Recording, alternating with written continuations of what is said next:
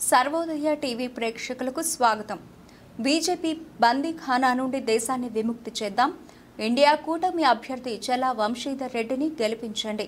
షాద్నగర్లో CPM media సమావేశంలో షాద్నగర్ ఈ నెల 13వ తేదీన జరిగే పార్లమెంట్ ఎన్నికల్లో ఇండియా కూటమి అభ్యర్థి చెల్లా వంశీచందర్ రెడ్డిని అత్యధిక మెజార్టీతో గెలిపించాలని సిపిఎం పార్టీ షాద్నగర్ పట్టణంలోని దేవి గ్రాండ్ హోటల్లో సిపిఎం పార్టీ ఆధ్వర్యంలో విలేకరుల సమావేశం నిర్వహించింది.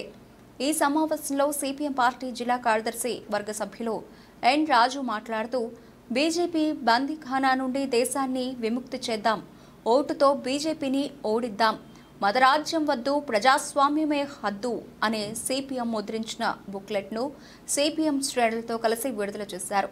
అనంతరం సిపిఎం జిల్లా కార్యదర్శి వర్గ సభ్యులు ఎన్ రాజు మాట్లాడుతూ బీజేపీ దాని మిత్రపక్షాలను ఓడించాలని ఇండియా వేదిక భాగస్వాములైన కాంగ్రెస్ మహబూబ్ నగర్ పార్లమెంట్ అభ్యర్థి చెల్లా వంశీచందర్ రెడ్డి హస్తం గుర్తుకు ఓట్లు వేసి వేయించి గెలిపించాలని పిలుపునిచ్చారు.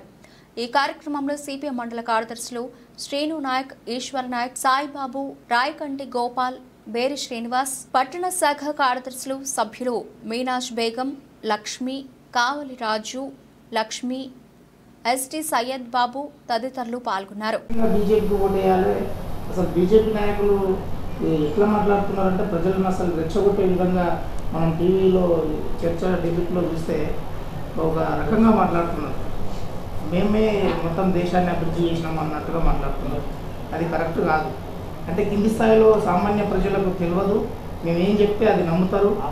కాబట్టి మాకు ఓట్లు పడతాయని ఆశతో ఉన్నారు బీజేపీ నాయకులు. నేను ఇది ఈ సందర్భంలో చెప్తున్నా. మణిపూర్ ఘటన మనందరికీ తెలిసిందే. అట్లాగే యూపీలో ఒక దళితుడు తెల్లబట్టలు వేసుకొని గుర్రం ఎక్కిందని చెప్పేసి అతన్ని చెట్టు కట్టేసి వ్యవస్థగా చేసి కొట్టిన ఘటనలు ఇంకా ప్రజలు మర్చిపోలేరు. ఖబర్దార్ బీజేపీ నాయకులారా, మీరు ఎన్నికల్లో పోటీ చేయదలుచుకుంటే పోటీ చేసే హక్కు అందరికీ ఉంది, పోటీ చేయండి, కాదనట్లేదు. కానీ బీజేపీని మేము ఎందుకు వ్యతిరేకిస్తున్నాము? బీజేపీ యొక్క ఉద్దేశం ఏంటి? ప్రజల ఈ 10 సంవత్సరాల్లో ప్రజలకు ఏ రకమైనటువంటి సేవలు చేసిండ్రో ఒకసారి మీరు తిరిగేసుకోండి బీజేపీ నాయకులు. ఎందుకనంటే కోట్లకు పడగలు ఎక్కినటువంటి వాళ్ళే కోటీశ్వర్లు అయింది. పేదోడుగానే ఉన్నాడు.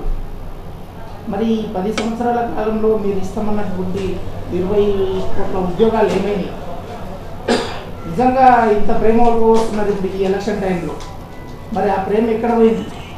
ఆ 10 సంవత్సరాల మీరు ఆ కాలంలో చేయొచ్చు కదా అటువంటి అప్పీలు. ఎందుకనంటే ఈరోజు రాజ్యాంగంపై దాడి జరిగే ప్రమాదం ఉంది. 400 సీట్లు బీజేపీ ఎందుకు అడుగుతుంది? దాని వెనుక ఉన్నటువంటి ఆంతర్యం ఏంటి అని అంటే రాజ్యాంగాన్ని ఎత్తేయాలని, కొత్త రాజ్యాంగాన్ని రాయాలని. ఇది సాధ్యమా? ఒక బాబాసాహెబ్ మన ఇచ్చినటువంటి గొప్ప వరము రాజ్యాంగం, ఓటు హక్కు. ఇది కనుక లేకుండా ఉంటే ఇప్పటికీ మన భారతదేశంలో దళితులు కానీ, ఎస్సీ, ఎస్టీ, బీసీ మైనార్టీలు కానీ ఇంకా బానిసలుగానే ఉండిపోదు. ఇప్పటికీ కూడా మనకు తెలుసు కొన్ని గ్రామాల్లో పెత్తందారుల వ్యవస్థ నడుస్తూ ఉన్నది. మన షాద్నగర్ నియోజకవర్గంలోనే అది కొన్ని గ్రామాల్లో మనం చూస్తూ ఉంటాం. అప్పుడప్పుడు విలేకరులుగా మాకంటే మీకే బాగా తెలుసు. కాబట్టి ముఖ్యంగా నేను కోరేది ఏంటంటే, మిత్రులు అనేక విషయాలు చెప్పారు, ఎక్కువ విషయాల్లోకి వెళ్ళదలుచుకోలేదు. ఇప్పుడు ఉన్నటువంటి ఈ ఎంపీ ఎలక్షన్స్, పార్లమెంట్ ఎన్నికల్లో అని చెప్పేసి నమ్మి మేము ఇచ్చినటువంటి పిలుపును ప్రజలు గౌరవించి చెల్లా వంశీచందర్ రెడ్డి గారికి ఓటు వేస్తారని చెప్పేసి ఆశిస్తూ నాకు ఈ అవకాశం ఇచ్చినటువంటి మీ అందరికీ కూడా ధన్యవాదాలు తెలియజేస్తూ ముగిస్తాను. గత సంవత్సరం పాటు నుంచి దేశంలో ఉన్నటువంటి 39 రాజకీయ పార్టీలు ఇండియా కూటమి అనేది ఏర్పాటు చేసుకొని రాబోయే కాలంలో ఎట్లాంటి విధానాలు ప్రజలకు కావాలి, ఎట్లాంటి విధానాలు ప్రజలకు అవసరం అది తెలుసుకొని ఈ యొక్క ప్రజలకు కావాల్సినటువంటి సంక్షేమ పథకాలు ఇవన్నీ బేరీజ్ చేసుకొని ఇండియా కూటమి అనేది ఏర్పాటు చేయడం జరిగింది. అందులో భాగంగానే సిపిఎం పార్టీగా కూడా ఇండియా కూటమిలో భాగస్వామ్యం అయి ఉన్నది. ఇప్పటికే దేశంలో జరిగిన ఎన్నికల్లో సిపిఎం పార్టీగా కొన్ని చోట్ల పోటీ చేస్తున్నాం.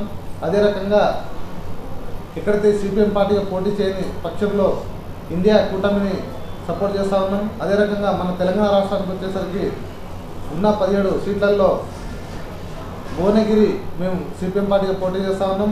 అదే రకంగా మిగతా 17 స్థానాల్లో ఎక్కడైతే బీజేపీ బలంగా ఉందో అక్కడ బీజేపీని ఓడగొట్టాలి, మతతత్వ పార్టీని ఓడగొట్టాలని చెప్పేసి ఈ యొక్క సిపిఎం పార్టీగా నినాదం తీసుకొని ఇండియా కూటమిలో ఉన్నటువంటి కాంగ్రెస్ పార్టీగా పోటీ చేస్తున్నటువంటి వాళ్ళకు సపోర్ట్ చేస్తూ ఉన్నాం. వాళ్ళకు ఈ ఎలక్షన్ వరకు ఓట్లు వేస్తూ ఉన్నాం, గెలిపిస్తూ ఉన్నాం. కాబట్టి రాబోయే కాలంలో ఖచ్చితంగా ఇండియా కూటమి అధికారంలోకి వస్తే ఆ యొక్క ప్రజల యొక్క సమస్యలను అదే రకంగా పోరాటం చేస్తాం, అదే రకంగా పరిష్కరించామని చెప్పేసి చెప్తాం.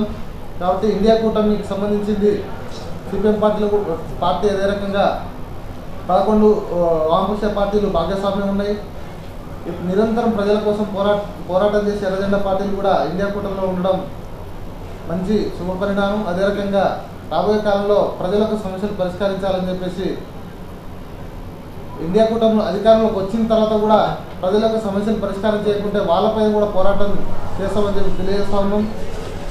ఒకటే నినాదం, మతోన్మాదాన్ని ఓడించండి, అదే రకంగా ప్రజాస్వామ్యాన్ని కాపాడండి అని చెప్పేసి ఈ నినాదంతో మొత్తం భారతదేశంలో ఉన్నటువంటి అన్ని సీట్లలో ఇండియా కూటమి సపోర్ట్ చేస్తూ మిగతా స్థానాల్లో సిపిఎం పార్టీగా వామపక్షంగా పోటీ చేస్తూ ఉన్నాం.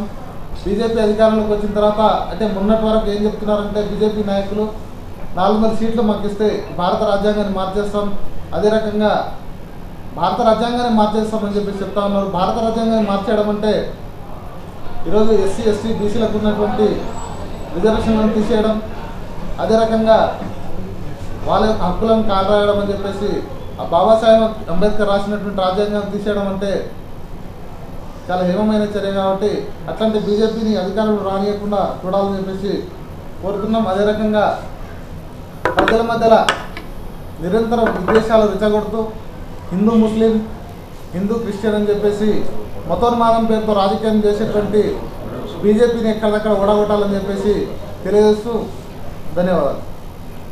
ఈరోజు దేశ ప్రజలంతా మతం గురించి మాట్లాడుకునేటట్టు చేస్తుంది తప్ప ఏ ప్రభుత్వాలు ఏం చేసినాయి అనేటటువంటిది మాత్రం చూసే పరిస్థితి లేదు.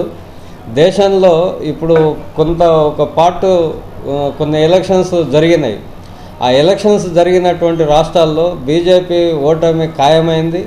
ఆ ఖాయం కావడంతో నరేంద్ర మోడీ ఆయనకి ఏం చేయాలనో అర్థం కాని పరిస్థితుల్లో ఈరోజు దేశ ప్రజలందరినీ రెచ్చగొట్టేటటువంటి పని చేస్తూ ఉన్నాడు. ఈరోజు బహిరంగంగానే చెప్తుండు, హిందువులకు సంబంధించినటువంటి డబ్బులు మొత్తం తీసుకుపోయి పుస్తకాలు అమ్మి ఈరోజు వాటి అన్నింటినీ ముస్లింల కోసం ఖర్చు పెడతారని చెప్పేసి ఒక దేశ ప్రధాని ఆ పద్ధతుల్లో మాట్లాడుతూ ఉన్నాడు. అట్లాగే ఇదొక్కటే కాదు, మణిపూర్లో మనం చూసినాము, అక్కడ ఉన్నటువంటి 2 గిరిజన తెగలను రెచ్చగొట్టి ఒకరి మీద ఒకరు దాడులు చేసుకునేటట్టుగా చేశారు. ఆ రాష్ట్రంలో ఈరోజు ఆ ప్రజలందరూ బాగా వ్యతిరేకించడంతో ఆ రాష్ట్రంలో బీజేపీ పోటీ కూడా చేసేటటువంటి పరిస్థితుల్లో లేకుండా పోయింది. ఒరిస్సాలో కూడా అదే రకమైనటువంటి ప్రయత్నం చేశారు, హిందూ ముస్లింలను రెచ్చగొట్టేటటువంటి పని చేశారు. ఈ రకంగా దేశవ్యాప్తంగా ఎక్కడ కూడా ప్రజలను ప్రశాంతంగా ఉండనీయకుండా వాళ్ళని ఏదో ఒక సెంటిమెంట్కు రెచ్చగొట్టి ఆ సెంటిమెంట్ను ముందలకేసి ఈరోజు ఓట్లు దండుకోవాలనేటువంటి శ్రీనివాసరెడ్డి వీళ్ళు ప్రధాన పోటీదారులుగా ఉన్నారు. వీళ్ళకి సంబంధించిన దాంట్లో గత ఉగానేమో 5 సంవత్సరాల పాటు అధికారంలో ఉన్నటువంటి వ్యక్తి ఎప్పుడూ మహబూబ్నగర్ అంశాలను ప్రస్తావించకుండా పార్లమెంట్లో ఇలాంటి ప్రశ్నోత్తరాల సమయంలో కూడా మన జిల్లాకు సంబంధించినటువంటి ఏ ఒక్క విషయాలు కూడా మాట్లాడనటువంటి వ్యక్తి పోటీలో ఉన్నాడు. అట్లాగే చాలా కాలం పాటుగా కాంగ్రెస్ పార్టీలో పనిచేసింది, తర్వాత బీజేపీలోకి వచ్చింది అరుణ. ఆమె మీద మాకేం వ్యక్తిగతమైనటువంటి ద్వేషం ఏం లేదు. కానీ ఆమె పోటీ చేస్తున్నటువంటి పార్టీ మాత్రం ఈరోజు దేశాన్ని సర్వనాశనం చేసింది, కార్మిక హక్కులను తాకట్టు పెట్టింది, కార్మిక హక్కులు కాలరాసేటటువంటి పార్టీ అది. అందుకనే మేము బీజేపీని వ్యతిరేకిస్తున్నాం. ఆమెకు కూడా ఓట్లు వేయకూడదు, ప్రజలు ఆమెకు సపోర్ట్ చేయకూడదు అని చెప్పేసి విజ్ఞప్తి చేస్తున్నాం. ఇండియా కూటమికి సంబంధించినటువంటి అభ్యర్థి వంశీచంద్ర రెడ్డి ఈరోజు ఆయన కూడా గతంలో విద్యార్థి సంఘం నాయకుడిగా రాజకీయాల్లోకి వచ్చిండు. కింది స్థాయి నుండి ఎదిగినటువంటి వ్యక్తి. ఈరోజు ఇంతకుముందు ఎమ్మెల్యేగా కూడా పనిచేసిండు. ఆ ఎమ్మెల్యేగా పనిచేసినటువంటి సందర్భాల్లో పేద ప్రజలతో కనువిడిగా ఉన్నటువంటి వ్యక్తి.